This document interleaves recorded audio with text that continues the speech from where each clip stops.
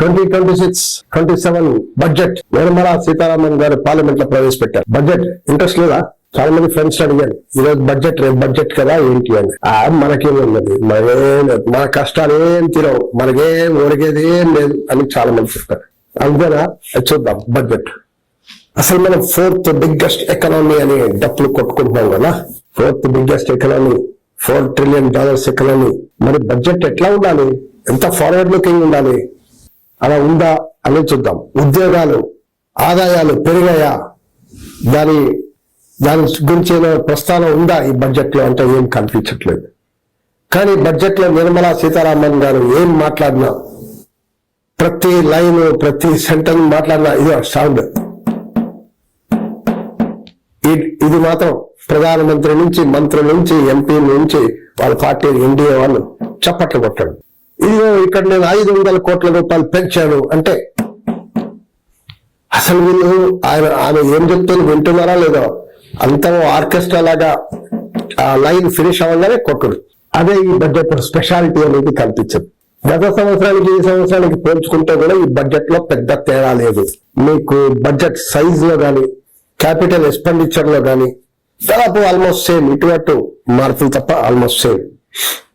Revenue receipts అనేది చాలా important budget లో. లాస్ట్ లో కూడా మాట్లాడుకున్నాం, అది కూడా పెద్ద చేంజ్ లేదు. అంటే నెక్స్ట్ ఆదాయం. ఇప్పుడు బడ్జెట్ అనగానే ఇన్కమ్ ఎక్స్పెండిచర్ కదండి.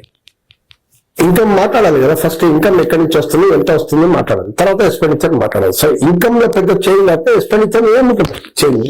సో బడ్జెట్ ఏముంటుంది సేమ్. అప్పుడు బారోయింగ్స్ అంటే కేంద్ర ప్రభుత్వం తీసుకునే బారోయింగ్స్ 17 లక్షల కోట్లు, ఇంట్రెస్ట్ పేమెంట్స్ 14 లక్షల కోట్లు.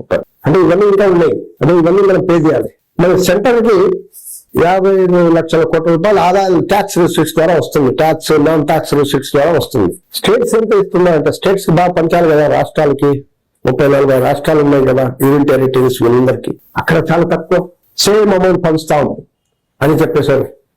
ఫైనాన్స్ కమిషన్ రికమెండేషన్ ఇచ్చింది, సేమ్ కమిషన్ సేమ్ అమౌంట్ పంచుతాం. అంటే రాష్ట్రాలు డెవలప్ కావా? రాష్ట్రాలు డెవలప్ కాకపోతే దేశం డెవలప్ అవుతుందా? రాష్ట్రాలు కూడా ఖర్చులు పెరుగుతాయి కదా. మరి దానికి అనుగుణంగా వాళ్ళు కూడా డివాల్యూషన్ చేయాలి కదా. మన రిపబ్లిక్ అదే కదా, రాజ్యాంగం చెప్పిన ఫెడరేషన్ ఆఫ్ స్టేట్స్ మనం మాట్లాడుకుంటున్నాం. సో ఈ రాష్ట్రాల కూడా సహాయం చేయాలి కదా. మరి చాలా సెక్టార్స్ మనం చూస్తే డౌన్, ఖర్చులు చాలా తగ్గించారు లేకపోతే సేమ్. ఇన్ఫ్లేషన్ తో పోల్చుకుంటే ఆ సేమ్ కూడా లాభం లేదు. మీరు వ్యవసాయం పెద్ద సాయం పెరగలేదు, హెల్త్ 600 కోట్లు పెరగలేదు, ఇవన్నీ చాలా తక్కువ నామమాత్రం. అసలు ఇన్ఫ్లేషన్ తో పోల్చుకుంటే 0 మైనసే అని చెప్పాలి. ఎడ్యుకేషన్ లో 6.5% పెంచారు. అది IIT, IM వీటిపైన కొన్ని ఇన్స్టిట్యూట్స్ ఫోకస్ అని కూడా చెప్పడం జరిగింది. అంటే హయ్యర్ ఇండస్ట్రీ, బేసిక్ ఎడ్యుకేషన్ పైన ఎంత ఖర్చు పెట్టాలనేది కూడా రావాలి మనకు ఖర్చు. మన మెయిన్ మన పాయింట్ మన దేశంలో అదే కదా. మన ఎడ్యుకేషన్ పైన ఖర్చులు చాలా తక్కువ. గ్రామాల్లో, పట్టణాల్లో, టౌన్స్ లో అసలు ఎడ్యుకేషన్ సెక్టార్, గవర్నమెంట్ సెక్టార్ ఎట్లా ఉంది? Government schools 1 teacher school, 0 teacher schools కూడా ఉన్నారు. మరి R&D ఎంత ఖర్చు పెట్టారు? R&D మనం చాలా తక్కువ. ఈ రోజు కూడా 0.6-0.7% జీడిపిలో. చైనా 3% ఖర్చు పెడుతుంది. $800 బిలియన్ చైనా ఖర్చు పెడుతుంటే మనం R&D పైన చాలా తక్కువ ఖర్చు పెడతాం. $100 బిలియన్ కూడా లేదు. అంటే మనం ఎట్లా ముందు వెళ్తామని AI పైన AI మిషన్ అన్నారు, ఆర్టిఫిషియల్ ఇంటెలిజెన్స్ మిషన్. ఈ రోజు ప్రతి ఆర్టిఫిషియల్ ఇంటెలిజెన్స్ 10,000 కోట్ల రూపాయలు 5 సంవత్సరాలు. ఇది సరిపోతుంది 2,000 కోట్ల రూపాయలు ఈ సంవత్సరానికి. అంటే ఈ బడ్జెట్ ఇన్వెస్ట్మెంట్ ఫర్ ఫ్యూచర్ అని అలా అనిపిస్తుందా? ఫ్యూచర్ ఇండియా ఒక పెద్ద టేక్ ఆఫ్ మోడ్ లో ఉంది అని అనిపిస్తుందా? అలా ఉండాలి కదా మీ బడ్జెట్. ఇప్పుడు ఉద్యోగాలు మీరు ప్రామిస్ చేశారు కదా, 2 కోట్ల ఉద్యోగాలు ఇస్తాం ప్రతి సంవత్సరం అని 2014 లో మీరు ప్రామిస్ చేశారు. ఈ పాటికి 4 లక్షల ఉద్యోగాలు రావాల్సింది ఉన్నాయా? జాబ్ ప్లస్ గ్రోత్ కాదు, ఈ మధ్య గ్రోత్ 7% గ్రోత్ అని చెప్తున్నారు. 7% గ్రోత్ ఎవరికి గ్రోత్? అడాని అంబానీకి గ్రోత్ సరిపోతాయా?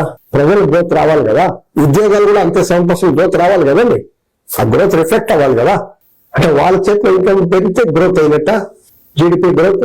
ఈ జీడిపి 7% గ్రోత్ కూడా లెక్కలు సరిగా లేవని IMF చెప్పింది. IMF చెప్పి మీ 7% కాదు మీ గ్రోత్, మీ స్టాటిస్టిక్స్ అంతా ఉల్టా పల్టా చేస్తున్నారు, మీరు చాలా తక్కువ ఉంది, కాబట్టి మిమ్మల్ని సి గ్రేడ్ రేటింగ్ ఇస్తున్నాం, గ్రోత్ స్టాటిస్టిక్స్ మీ లెక్కలు తప్పులు చెప్తున్నారు, సి గ్రేడ్ అని చెప్పింది IMF మన ఇండియాకి. సో ఈ గ్రోత్ పర్సంటేజ్ కరెక్టా రాంగా ఇవన్నీ ఆదాయాలు పెరగాలి కదండి. గత సంవత్సరం మీ బడ్జెట్ లో చెప్పారు ఆదాయాలు పెరగాలి, ఆదాయాలు తక్కువ ఉంది అని చెప్పారు. మరి ఆదాయాలు పెంచే మార్గం ఏమైనా చేశారా? వర్కింగ్ క్లాస్ లో యావరేజ్ ఆదాయం 10,000 రూపీస్ పర్ మంత్ సరిపోతుందా? 20,000 పెరగాలి కదండి. రైతులకు ఆదాయం డబుల్ చేస్తామన్నా, డబుల్ అయిందా? ఎప్పుడో 5 years చెప్పారు, 5 years 10 years అయిపోయింది, డబుల్ అయిందా? మరి ఆదాయాలు పెరగకపోతే వీళ్ళు ఖర్చు ఎక్కడ చేస్తారు? వీళ్ళంతా అప్పులు కూరుకున్నారు. 43% ఈ రోజు డెట్స్ లో ఉన్నారు ప్రజలు, దేశం 43% డెట్స్. ఆ డెట్స్ కూడా ఏంటి? స్కూటర్ ఇది కొనడం కాదు, స్కూటర్ కారు బిల్డింగ్ కొనడంలో కొన్ని డెట్స్ ఉండొచ్చు, కానీ మెజారిటీ డెట్స్ ఏమంటే రోజువారీ ఖర్చుల కోసం అప్పు తీసుకోవడం. ఒక అప్పు తీసి ఆ అప్పును తీర్చడానికి ఇంకో అప్పు తీసుకుంటున్నారు. అంటే ఇలాంటి ఒక గంభీరమైన పరిస్థితులు ఉన్నాం కదా. మరి దీనికి ఏంటి? ఆదాయం పెరగాలి కదా జనాల్లో. ఆదాయం పెరిగితే కదా వాళ్ళు ఖర్చు పెడతారు, ఖర్చు పెడితే కదా ఎకనామీలో డిమాండ్ వస్తుంది. ఎకనామీలో డిమాండ్ వస్తే ప్రైవేట్ ఇన్వెస్టర్స్ అందరూ, గవర్నమెంట్ ఇన్వెస్టర్స్ అందరూ పెట్టుబడులు పెడతారు కదా, అప్పుడు గ్రోత్ వస్తుంది కదా. ప్రైవేట్ వాళ్ళు పెట్టట్లేదు, ఇండస్ట్రీస్ ప్రైవేట్ వాళ్ళు పెట్టుబడి పెట్టట్లేదు, ఈ బడ్జెట్ లో కూడా పెట్టరు. మార్కెట్ డౌన్ ఉంది, సెన్సెక్స్ ఇన్సెన్స్ అంతా డౌన్. అంటే ఈ బడ్జెట్ ద్వారా ఏం తెలుస్తుంది? చేతులు ఎత్తేసిన ప్రభుత్వమా? అట్లా కనిపిస్తుంది కదా. అసలు ఇప్పుడు నెక్స్ట్ రెవెన్యూ రిసీట్స్, మనం కూడా ఆదాయం అని అంటున్నాం కదా, ఆదాయం గురించి మాట్లాడదాం. ఆదాయం పెంచకపోతే మీ ఖర్చులు పెరగవు, ఖర్చులు పెరగకపోతే దేశం పెరగవు, బడ్జెట్ సైజ్ పెరగదు. ఆదాయం ఎట్లా పెంచుతారండి? 1% పాపులేషన్ దగ్గర 40% సంపద ఉంటే వాళ్ళ పైన ఆదాయం మీరు వసూలు చేయరా? అంటే వాళ్ళు సంపద పెంచుకుంటూ పోతారు, 30%, 40%, 50% పెంచుకుంటూ పోతారు, మీరు వాళ్ళని వసూలు చేయరా? 380 బిలియనీర్స్ ఉన్నారు, ఒకప్పుడు 100 బిలియనీర్ 2014లో. ఈ 10 సంవత్సరాల్లో, 12 సంవత్సరాల్లో, 11 సంవత్సరాల్లో 380 బిలియనీర్స్ అయిపోయారు, శతకోటీశ్వరులు. మరి వీళ్ళ దగ్గర వసూలు చేయరా? లేకపోతే ఎట్లా? 10 లక్షల కోట్ల రూపాయలు వసూలు చేయండి, 10 లక్షల కోట్ల రూపాయలు అదనపు ఎక్స్పెండిచర్ అవుతుంది. మీ బారోయింగ్స్ తగ్గుతుంది, ప్రభుత్వం, కేంద్ర ప్రభుత్వం బారోయింగ్స్ తగ్గిపోతుంది. దీంట్లో తగ్గిపోతే మీరు ఇంకా ఖర్చులు పెట్టచ్చు.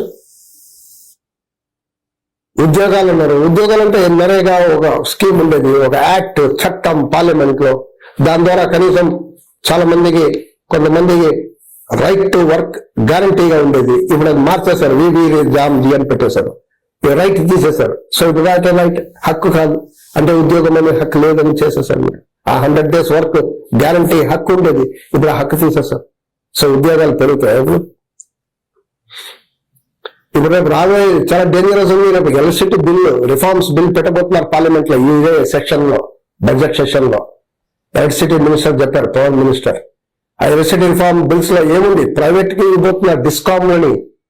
డిస్కామ్ ప్రైవేట్ కి ఇస్తే ఇప్పుడు అడానీ, టాటాలు వీళ్ళు వచ్చి అంబానీలు వీళ్ళు తీసుకుంటారు, డిస్కామ్ వీళ్ళు వసూలు చేస్తారు మీ దగ్గర. మీటర్ వేసి స్మార్ట్ మీటర్ అని చెప్పి ATM లాగా మిమ్మల్ని మీరు కట్టకపోతే కట్టదు, కరెంట్ ఉండదు మీకు. వాళ్ళు ఎంత చెప్తే అంత కట్టాల్సిందే. వాళ్ళ ధర 3 రూపీస్, 3 రూపీస్ కాదు, మేము 5 రూపాయలు పెంచితే 5 రూపాయలు కట్టాలి, 10 రూపాయలు పెంచితే 10 రూపాయలు కట్టాలి. ప్రైవేట్ చేతిలో డిస్కౌంట్ వెళ్ళిపోతే పెద్ద డేంజరస్, ఎలక్ట్రికల్ షాక్ రాబోతుంది రేపు బిల్లు. పెట్రోల్, డీజిల్ ఆల్రెడీ మనం చూస్తున్నాం, అంతర్జాతీయ ధరలు తగ్గినాయి, కానీ మనం మాత్రం ఎక్కువ ఇస్తున్నాం, పే చేస్తున్నాం. గ్యాస్, పెట్రోల్, ఇవన్నీ LPG. సో ఆదాయాన్ని పెంచి ప్రభుత్వ ప్రజలకి ఒక రకంగా సిస్టమేటికల్ గా collective working, education, health, basic facilities ఇస్తూ ఆ రకంగా కల్పించాల్సిన బాధ్యత ప్రభుత్వానికి కదా. ఆదాయాన్ని పెంచి ఆ రకంగా ఖర్చులు పెంచి చేయాల్సిన పని ఉంది. ఈ బడ్జెట్ అలా ఉందా? మీకు ఎలా అనిపిస్తుందా? ఒక టేక్ ఆఫ్ స్టేజ్ లో అనిపిస్తుందా? ఒక ఫార్వర్డ్ లుకింగ్ బడ్జెట్ లాగా అనిపిస్తుందా?